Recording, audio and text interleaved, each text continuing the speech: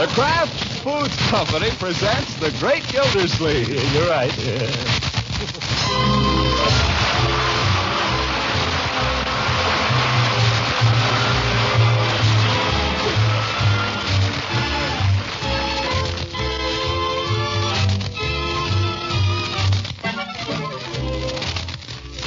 It's The Great Gildersleeve, starring Harold Perry, brought to you by the Kraft Foods Company, makers of a complete line of famous quality food products. Now let's see what Gildersleeve has on his mind. Arriving home rather late from the office, he finds dinner just about ready. There's a letter there for you, Mr. Gildersleeve. Oh? Oh, good evening, my dear. Hello, Auntie. Pardon me here while I, Let's go in and eat. But, Unky, what is it? Yeah, what is it, Unc? Invitation to some fool ball. Unky, don't tear it up. Let me see it. Throw it in the wastepaper basket when you get through it. I want things neat around here for a change. The Summerfield Historical Society invites you to attend its yesteryear ball. Saturday evening, March 30th, in the grand ballroom of the Summerfield Hotel. Come dressed as one of your ancestors. Oh, Unky, what fun! Yes. Admission $5 per couple. Oh. Proceeds to provide funds for renovation of the old Apted mansion. Unky, aren't you going? I should say not. Well, why? Make a monkey of myself in some clown suit? No, thank you. But you're not supposed to wear a clown suit. You're supposed to go as an ancestor. In a monkey suit. Yeah. Our ancestors were not monkeys, Leroy. Not recently. Who were they, anyway? Who were who? Our ancestors. Our ancestors? Well, they were people. Good, worthy people, I dare say. Some of them quite distinguished, no doubt. As a matter of fact, I don't know a great deal about them. Francie's always boasting about her ancestors. She claims they were all rich. I wish I knew more about mine. I'd like to put her in her place. It doesn't matter who your ancestors were, my dear, as long as you're something. Now, in my own case, you know me as your uncle. It probably does not occur to you that someday I shall become an ancestor. When? Let's not rush it.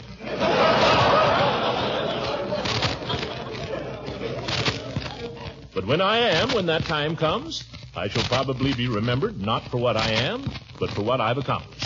How do you mean? Well, go wash your hands, Leroy. Don't ask so many questions. If you want to find out about your ancestors, Marjorie, write to Aunt Matilda. She's the family historian. She knows all about that nonsense. I don't put any stock in it myself.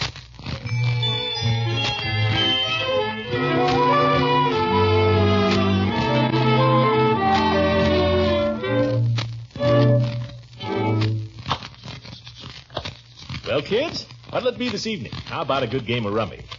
Marjorie, game of rummy? I have to finish this letter. Letter? Who you writing to? Aunt Matilda. Oh? Give her my love. Well, Leroy, I guess it's you and I, then. Tell you what, I'll trim you at a game of checkers. Sorry, Unc. I have to do my homework. What a family. Everybody's got to do something. Well, I suppose I could read a book. What do you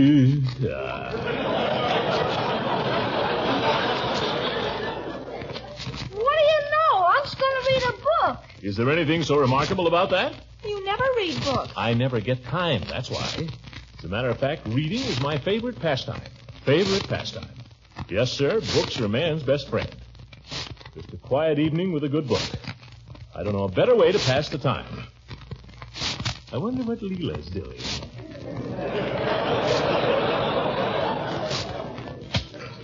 I thought you were going to read, Unc. How can I read when you keep talking to me? Think I'll go out and get some air.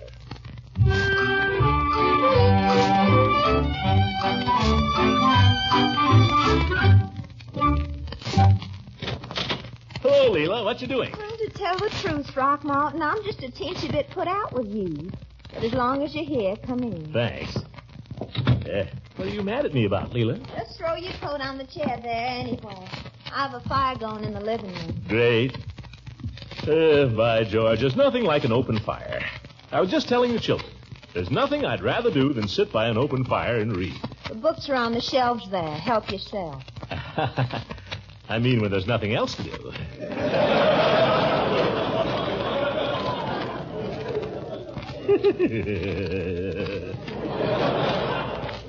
Leila, why are you mad at me, huh? I've been sort of expecting I might hear from you, Throckmorton, but I haven't. Well, I've been terribly busy, Leila. I'm sorry. Judge Hooker hasn't been too busy. He's invited me to go to the yesteryear ball with him. Leila, you're not going with that old goat. I haven't decided. I've had a number of invitations. I shall probably go with the gentleman whose costume goes best with my own. Costume?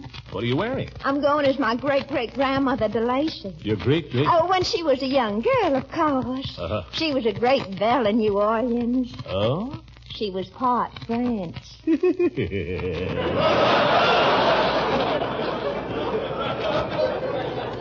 Well, French, eh? Say, that ought to be all right. Oh, you should just see the gown I'm wearing, Throckmorton. I hope you won't think it's too wicked.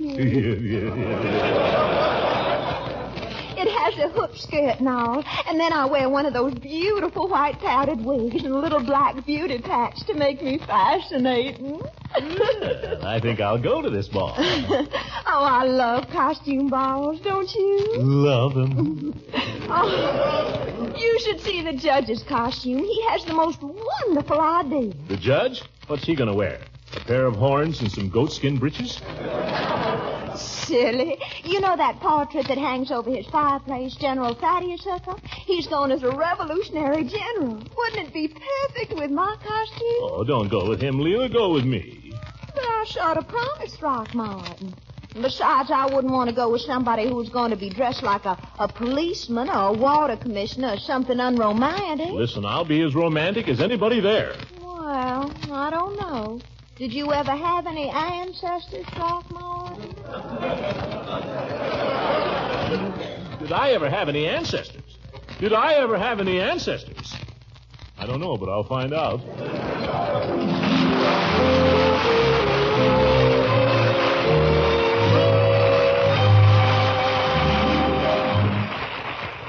As your family started to hanker for something just a little different from the food you've been serving all winter long, then one answer to your problem is a rich golden cheese sauce made the easy way with smooth-melting Velveeta.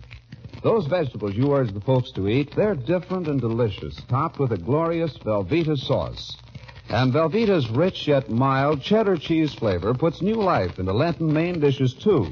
It's grand on fish, seafood, eggs, and macaroni. Even leftovers can be glamorized into smacking good main dishes with Velveeta. What's more, this delicious cheese food supplies high-quality complete protein and other valuable milk nutrients. And it's digestible as milk itself. Don't forget, Velveeta is swell for snacks and sandwiches, too. It slices and spreads to perfection. Just be sure to get the genuine Velveeta, for it's the cheese food of Kraft quality.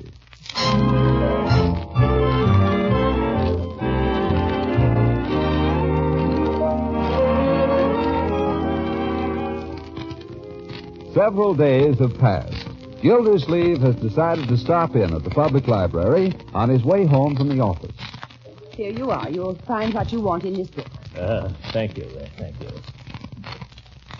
Here. Alonzo Sherman Gildersleeve, 1875 to 1916. Merchant trader. Importer of spices and guano from the South Sea Islands.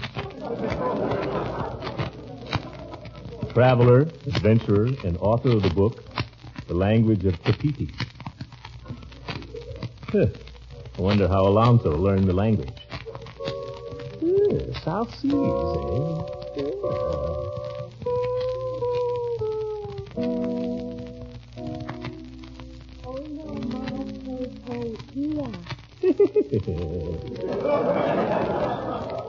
What does that mean? Handsome white man, repeat after pretty native girl. Oh no ma topo ia. Oh no ma topo ia. That means I love you. Thanks, honey. Say, how's to run and get me another coconut full of that papaya juice, huh? Can't seem to get out of this hammock. And light me a cigar before you go. Pretty native girl loves to wait on handsome white man. White man, stay there now. White man, don't go away. Here. Native girl think white man crazy? Oh, this is the life. Oh, no, ma, to, poia. Pretty. Wonder if I should put on a necktie for dinner. Guess not. Wouldn't look like anything without a shirt. Pretty native girl come by. Oh, back already? What service? See? Pretty native girl bring beautiful flower for behind white man's ear. I've already got one behind the other ear. Oh, well, what do I care? I'm up to my ears in flowers. That's a joke, honey. White man like. White man like pretty native girl. I'll say. But tell me something. Don't you girls ever get cold? Here it is never cold. Oh, that's good. Here it is the land of the lotus blossom. Here it is the land of beautiful music and love. But hush, I think I hear a sound. A sound? In the distance. Perhaps it is the drum of my father. Pop out looking for you, is he? Shh. Listen.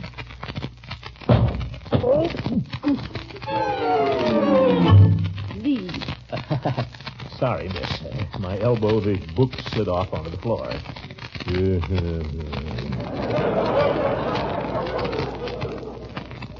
Well, I guess old Alonzo did all right for himself. But those South Sea Island costumes, I don't think I'd be much in a grass skirt. See what else there is here in this book. J. Whitcliffe Gildersleeve, 1854 to 1902, financier. Controlled banks, railways, steamship companies. Art collector and philanthropist. Didn't know I had financiers in my family. Wonder what became of Whitcliffe's money.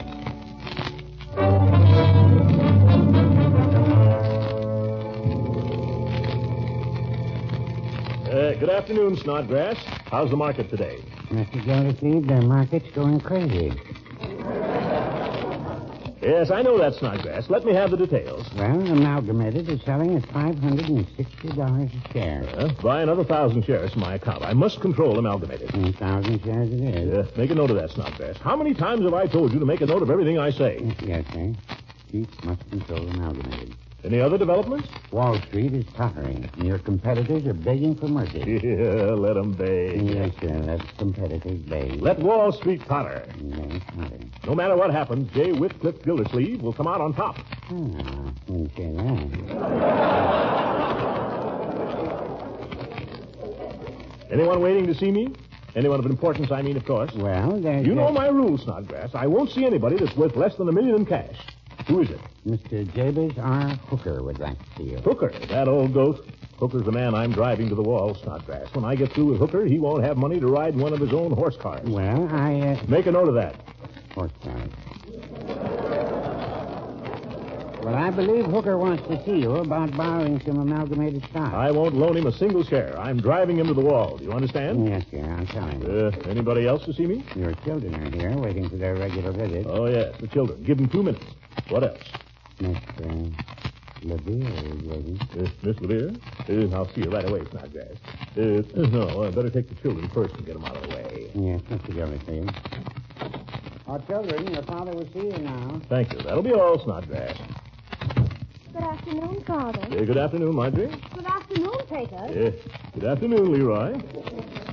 You may be seated, children. Thank you, sir. Yes.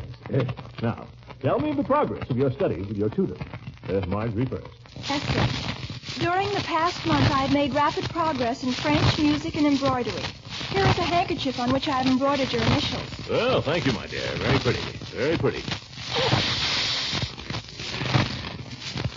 Now, Leroy, what have you to say for yourself? I have learned the multiplication table in the way you desired, Peter. Oh, let me hear a little of it. You may start with the sevens. Yes, sir. 7 million times 1 is 7 million. 7 million times 2 is 14 million. Very good. Let me hear 9 times 9. 9 million times 9 is 108 million. Excellent, my boy, excellent. Does my heart good to hear you recite those stirring figures. Have you had a hard day in Wall Street today, Father? Hard day? My usual day of anxiety and care. I forced several railroads into bankruptcy. I compelled 6 banks to close, owing millions to their depositors. By tomorrow, I'm hopeful that with the help of a wise providence, I shall be able to force Jabez Hooker to the wall. By Jove, Cater, that's grand news. You're so clever, Father. Yes. And at the same time, so kind and good. Yes. Well, run along now, infants. Father has a business appointment with Miss Levere. That will do, Leroy. Run along, children. Au revoir, Father. That's French. Splendid. Pip, pip, Cater, that's English. I know, and I'm getting sick of it. I don't know if he can stand Harvard or not. Wycliffe, I simply had to see you. Josie, take off your things and make yourself comfortable. I can't, Wycliffe. I mustn't stay. Oh, come now. Give me a little hug. No. Things aren't the same, Wycliffe. Oh, now, Josie Posey, you tell Unky Wunky what's the matter. I can't talk baby talk with you this afternoon, Wycliffe. But, Josie, what is it? Well, I've come to intercede with you for Jabez Hooker. Hooker? I'm going to wipe him out, Josie. I'm going to crush him like an eggshell. Please, Wycliffe. But why? I never wanted to tell you, but Jabez Hooker is my father. Your father? By an early marriage. Spare him, I beg of you. He's a beaten, tired old man. If I mean anything to you, Wycliffe, don't ruin my father. The irony of it. For years, I've wanted to get even with Hooker. For years. But why? He cheated me out of $1.50 in 1872. Oh, can't you forgive and forget, Wycliffe? For Josie? Well... Forgive him. Let him keep his few millions. And then perhaps you and I... Josie? Perhaps we could go away somewhere. Just the two of us. On your yacht. I'd like to, Josie, but I couldn't. My railways, my shipping. I have to watch them like a hawk. I'm afraid it's like I've always told you, Wycliffe. You're a slave to your own fortune. As long as you're rich, you can't be free to live like other men. To live and love. Why not give away your fortune, Wycliffe? Give it away? Oh, it would be such a gracious gesture to humanity. All your life you've skinned people, outsmarted them, driven them to ruin. People hate you, Wycliffe. They hate the very sound of your name. But, Josie, business is business. Oh, just think. If you gave your fortune to charity, everyone would love you. They'd worship the ground you walk on. They'd bless your name forevermore. They would? Josie, you've opened my eyes. I'll do it. By George, nobody will ever call J. Wycliffe Gildersleeve a skinflint. Where's my checkbook? Here. To the J. Wycliffe Gildersleeve Foundation. 100 million. And no hundreds. J. Wycliffe Gildersleeve. Oh, Wycliffe, you're so good. Yeah, you bet. And there's plenty more where that came from. Excuse me, we don't allow sleeping in the library. Who's sleeping? I was thinking. Well, try to think more quietly, please. Who does she think she's pushing around? This is a public library, and I'm a taxpayer. For all I know, this library was started on J. Wycliffe Gildersleeve's money. Well, there's no costume in that ancestor. Nothing but a stiff collar and a stiff shirt. Let's see what else there is. George P. Gildersleeve, teacher. Samuel Mook Gildersleeve, photographer. John Whedon Gildersleeve, taxidermist. Henry Morgan Gildersleeve. Henry Morgan. Say, with that name, he must have been a pirate. Town clerk, Oswego, New Jersey. Shucks.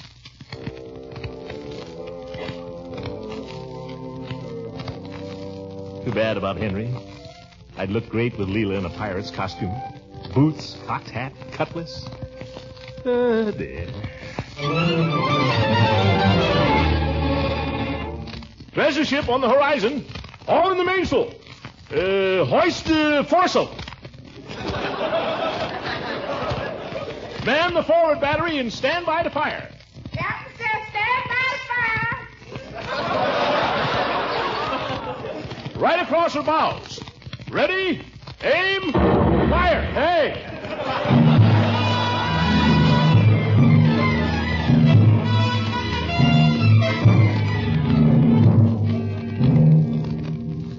Captain Gildersleeve? Yes, Woken Coggins? The treasure's all aboard, Captain, including two prisoners. Two prisoners. This is no laughing matter. I gave orders to spare no prisoners except the captain of the ship. Yes, sir, the other prisoner's a lady. Oh, well, that's different. Show in the prisoners. Have the captain in irons and the lady in whatever she's got on. Aye, sir. And stand by to make him walk the plank when I give the word to Bosun Coggins. Aye, sir. Send the prisoners in the skipper's office right away. Prisoners coming out. Flags for two. One may cancel. Get the prisoners, skipper. Well. Are you the villain in command of this ship? Yes. Blackjack Gildersleeve, that's me. How about introducing me to the lady? She's too good for the likes of you. Oh, now, Horace, do be sensible. This is Captain Horace Hooker, Captain Gildersleeve. I am his sister. Well, pleased to make your acquaintance, ma'am. Just call me Blackjack. Now, see here, you scoundrel. I'll have you hanged as soon as we reach London. On what grounds, Captain Hooker? Are you aware that in sinking my ship, you've broken Section 3A, Paragraph 7, Chapter 22 of the Maritime Law? You don't say. I do say, and furthermore... Horace, please, we're not in a position to Permit argue. me to handle this, my dear. Don't lower yourself by speaking to this scum. But, Horace, don't you think he'll be kinder to us if we treat him as a gentleman? He's not a gentleman. He's a ruffian. I'm only a ruffian in a business way, Captain. But with ladies, I'm different, man. Believe me.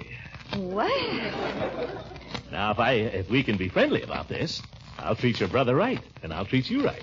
What do you say? Don't listen to him, my dear. He's a devil. but he's such a handsome devil.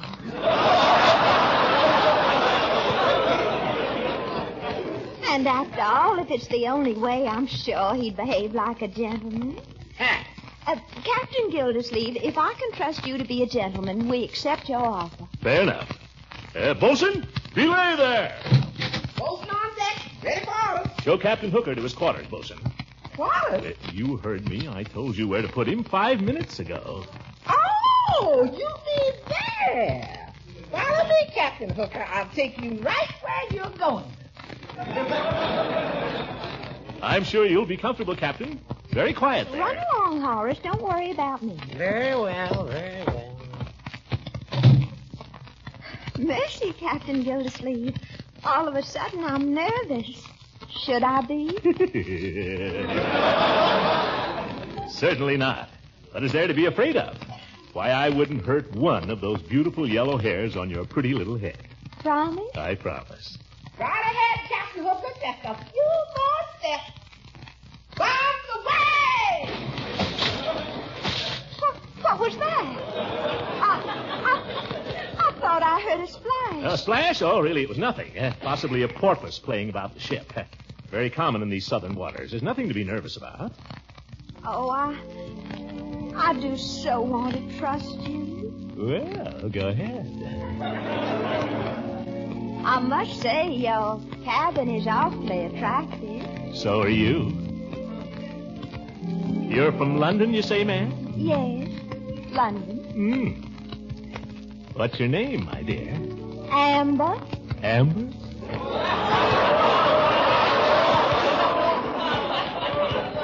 Well, chop off my head and call me Charlie.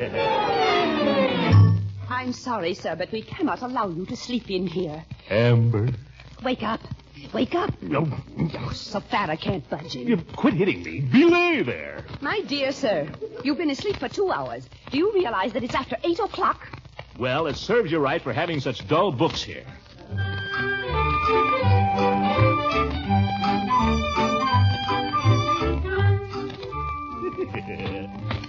Leila will love it. Belay there. Ports or starboard. Marjorie! Leroy! Ahoy there! Oh, Oh, hello, kiddies. Unky, where have you been? Hi, Unc. What's up? Sit down, Leroy. You too, my dear. I have something to tell you. Your old uncle has just spent a very interesting and profitable few hours in the library. That's the reason I didn't get home to dinner. What in the world were you doing in the library? Looking up the history of the Gildersleeve family. You children asked the other day about your ancestors. I can tell you now that you have nothing to be ashamed of. In fact, you can hold up your heads with the best of them. Because the Gildersleeves, it turns out, have always been a particularly distinguished family. For instance, it might interest you to know that as far back as 1736... Why are you children looking at each other like that? Shall we tell him, Marge? You tell him. What's this all about? I got a letter today from Aunt Matilda. You remember, you said she knew all about the family history? Oh, yeah, she's always been a bug on that stuff. I thought you'd be hearing from her. Great old girl, Aunt Matilda. What'd she say? You better read her letter. Here. Huh? Oh. Dear Marjorie. Writing's a little shaky. She must be nearly 90 by now.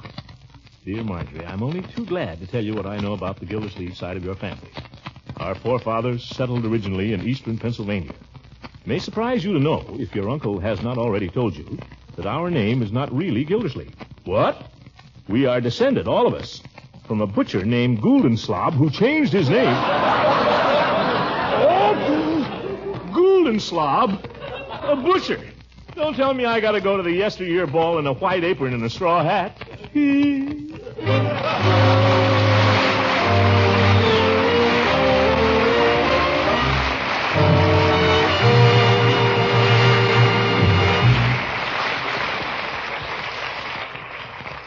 For many of us, the war is over, but not for the American Red Cross and our boys and girls still overseas and in our hospitals.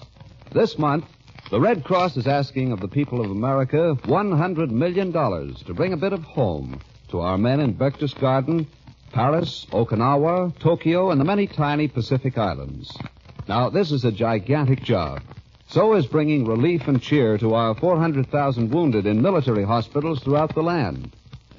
There are so many other activities of the Red Cross that to mention them would only take the time the craft people would like to use to urge you to dig down deep during March and help the Red Cross through to a smashing victory for our boys and girls everywhere. For disaster relief, for victims of war, for hospital care, clubmobiles, overseas clubs, veterans' family relief, all these vital projects of the Red Cross at home and abroad are as American as the Bill of Rights. So let's do it the American way. Give your Red Cross solicitor every dollar you can spare, and you'll be giving to your very own, both here and overseas.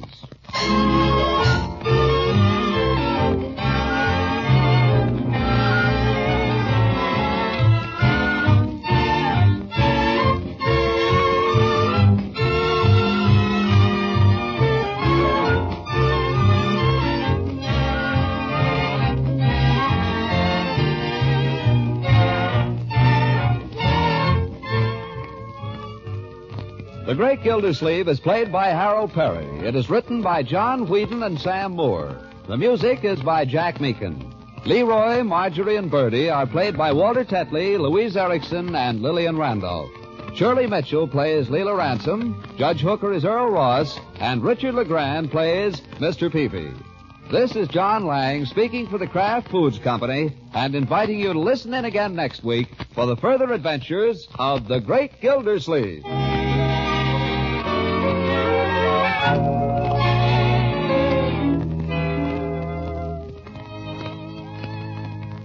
Ladies, here's how to give humdrum meals a sparkling flavor lift. Simply add some tangy golden Kraft salad mustard to your family's favorite foods. Kraft salad mustard adds a delightful flavor tang to sausage meats, perks up those cream sauces you pour over hot-cooked vegetables and fish, gives an appetizing lift to egg and cheese dishes. And here's another great favorite with lovers of good mustard. It's the Kraft mustard with snappy horseradish added. That's two kinds, then, you'll want to buy. Kraft horseradish mustard and tangy golden Kraft salad mustard.